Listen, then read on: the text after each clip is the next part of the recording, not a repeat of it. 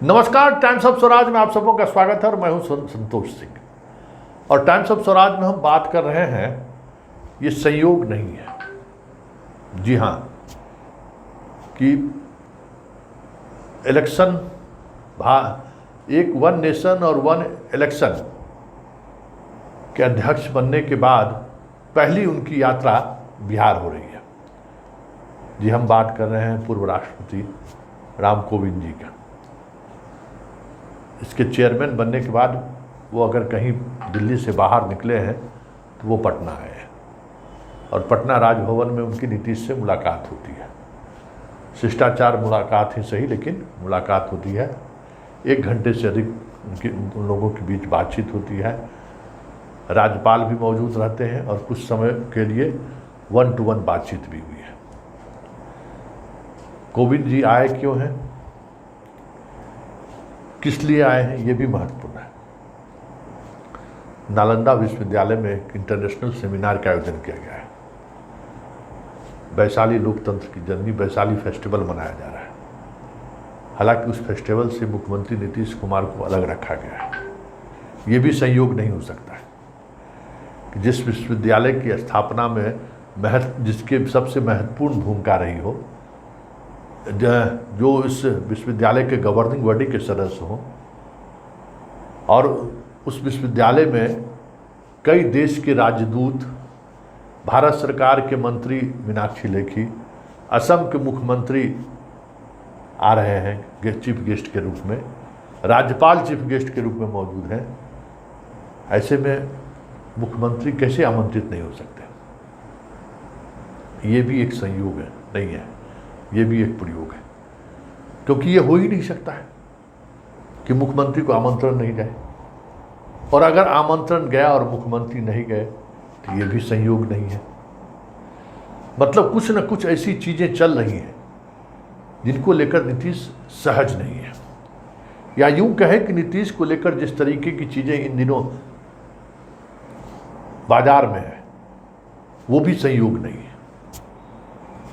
दिल्ली में बाइडेन से मुलाकात, उस मुलाकात के बाद एक अलग तरीके की चर्चा, उन सब चर्चाओं के बीच ये इस तरह का कार्यक्रम का आयोजन और उस कार्यक्रम से मुख्यमंत्री का दूर रहना, ये सारी चीज़ें ऐसी हैं कि कुछ न कुछ चीज़ें जरूर चल रही हैं। और सवाल यह है कि ये कार्यक्रम नालंदा विश्वविद्यालय के द्वारा आयोजित किया गया है और वो भी वैशाली फेस्टिवल है। वैशाली लोकतंत्र की जननी है। इस विषय पर सेमिनार का आयोजन है और एक गेस्ट असम के मुख्यमंत्री हेमंत बिस्व शर्मा रहते हैं। कौन सा विशेषज्ञ है भाई वो लोकतंत्र के? मतलब उनकी अगर एक इस तरीके की पहचान रहती, बिहार से उनका कोई रिश्ता रहता, या फिर लोकतंत्र को लेकर उनकी एक अलग स्पीच वगैरह कभी हुआ रहता, तो एक बात है कि उनको बुलाया गया। हेमंत विश्वकर्मा को बुलाने का क्या मतलब है? वो विभाग के तो मंत्री भी नहीं है, और ऐसा भी टॉपिक नहीं है कि उस विषय पर हेमंत विश्व शर्मा जो है सो एक्सपर्ट हो, उनको बोलने की अनुमति दी जाए, उनको बुलाया जाए। कुछ तो चीज़ है, तो ये भी संयोग नहीं है। मतलब जो कुछ भी इन दिनों घटित हो रही है वो संयोग नहीं, एक प्रयोग है। और वो प्रयोग ये है कि बिहार को, या बिहार को लेकर मोदी अभी भी सहज नहीं है, या बिहार को लेकर मोदी अभी भी अनिर्णय की स्थिति में है, या बिहार को लेकर क्या किया जाए इसको लेकर मोदी स्पष्ट नहीं है। तब तो इतने वीर बहादुर होने के बावजूद भी गिरिराज सिंह जिनके तर्कस में हो, जो सनातन और हिंदू धर्म पर तो देश को हिला देने वाले महारथी में उनकी गिनती होती है, फिर भी हेमंत विश्व शर्मा को बुलाया जाता है और वो सनातन पर यहाँ बोलते हैं, जबकि सनातन पर तो हर कोई बिहार के नेता बोल रहे हैं और उसमें भी गिरिराज सिंह गरज रहे हैं। तो ये भी संयोग नहीं हो सकता है। हेमंत विश्व शर्मा को बिहार लाना या बिहार की उनकी यात्रा और इस तरीके से सनातन पर और नीतीश कुमार पर हमला बोलना ये संयोग नहीं हो सकता। जरा सुनिए क्या कह रहे हैं हेमंत बिस्व शर्मा। जब से ये इंडी अलायंस फॉर्म हुआ है देश में, उनका तुरंत बाद सनातन विरोधी बयान हर दिन आने लगे हैं।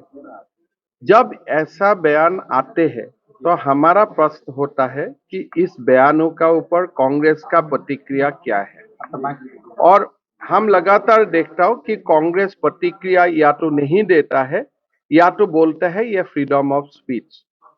अगर भारत का 80% लोगों का जो विश्वास है, जो परंपरा है, उसका ऊपर प्रहार होता है और कांग्रेस इसमें कोई प्रतिक्रिया प्रकाश नहीं करता है, तो ये लॉजिकल है कि ये सारे चीजों का पीछे कांग्रेस ही है।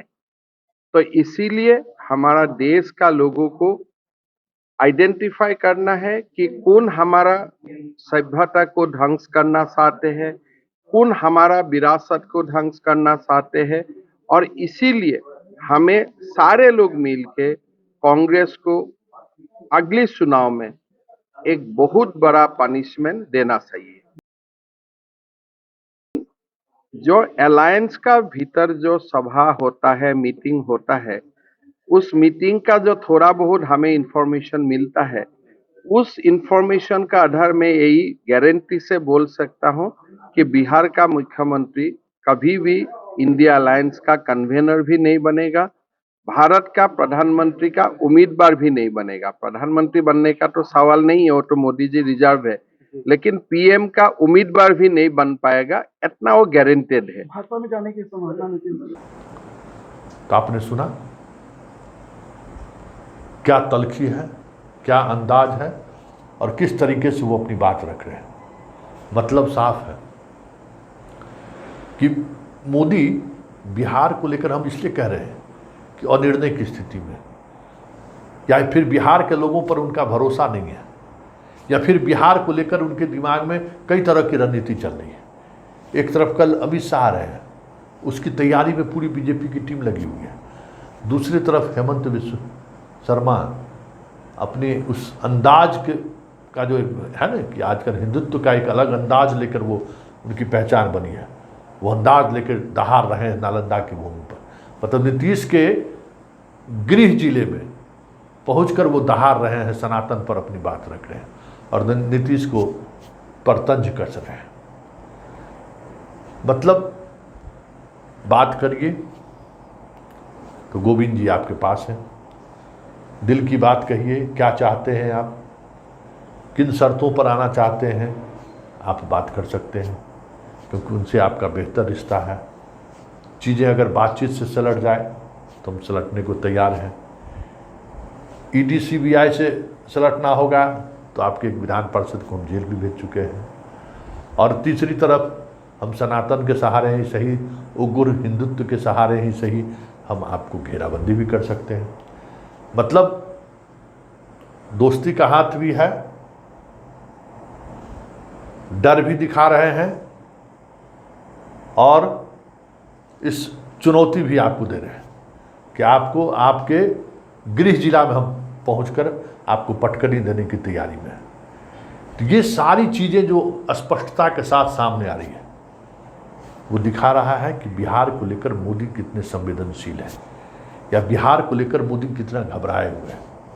और वाकई में स्वाभाविक तौर पर जिस तरीके से नीतीश कुमार हमलावर हैं या नीतीश कुमार जिस तरीके से विपक्षी एकता के सहारे लगातार मोदी पर चोट कर रहे हैं, ऐसे में मोदी की यह रणनीति स्वाभाविक है कि हम पहले नीतीश की घेराबंदी करें, क्योंकि नीतीश ही एक ऐसा चेहरा है जिस पर किसी तरीके का दाग नहीं है, किसी तरीके का कह सकते हैं कि भ्रष्टाचार का आरोप नहीं है।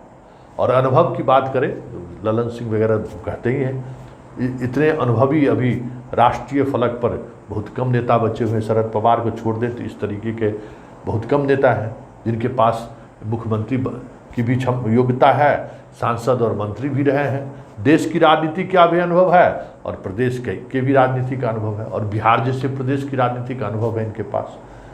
तो ये सारी चीज़ें हैं जिस वजह से नीतीश को लेकर बीजेपी अलग अलग तरीके की रणनीति बना रही है। दोस्ती का हाथ भी बढ़ा रहा है, तंज भी कस रहा है और चुनौती भी दे रहा है। ये सारी चीज़ें चल रही हैं। अब देखना ये होगा कि नीतीश इस जो चीज़ें बीजेपी की तरफ से बार बार हो रहा है उसको किस तरीके से फेस करते हैं या इसको किस तरीके से इस चुनौती को स्वीकार करते हैं। क्योंकि इतना तय है कि हेमंत बिस्व शर्मा का बिहार आना संकेत है कि फायर हिंदुत्व की आग में बिहार को भी झोंकने की तैयारी है। और बिहार कैसे ये आग लगे तो उसमें हेमंत बिस्व शर्मा जैसे लोगों का प्रवेश संकेत है कि बिहार में आने वाले समय में इस तरह की गोलबंदी और तेज होगी।